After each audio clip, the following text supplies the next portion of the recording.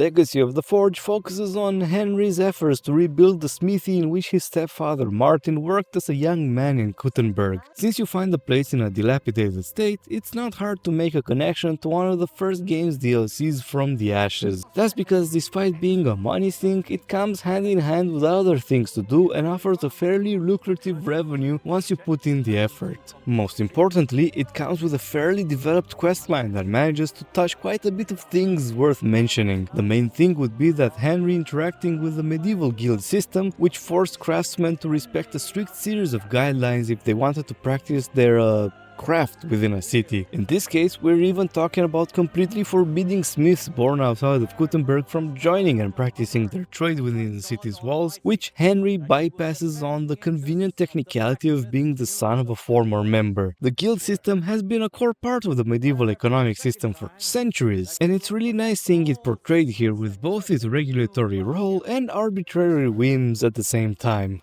Another issue you can tackle in this DLC is fixing Gutenberg's astronomical clock that hasn't been working for over 20 years. After the city council brought in Italian masters whose intervention survived as a story of the Italian scam, anti-Italian discrimination.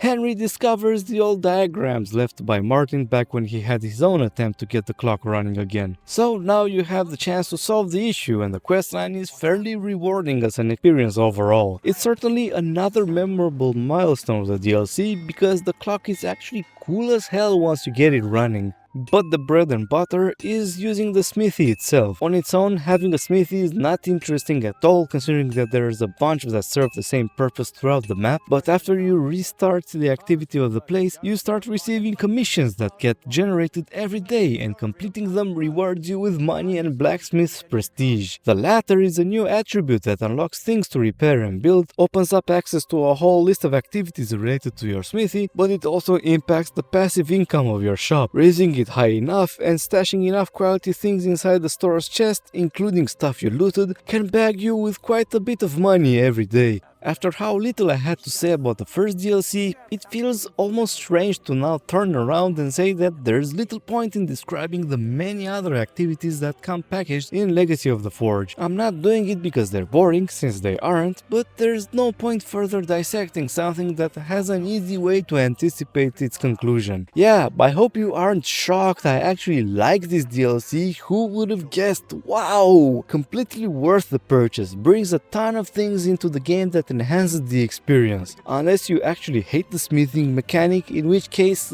sucks to be you, I guess.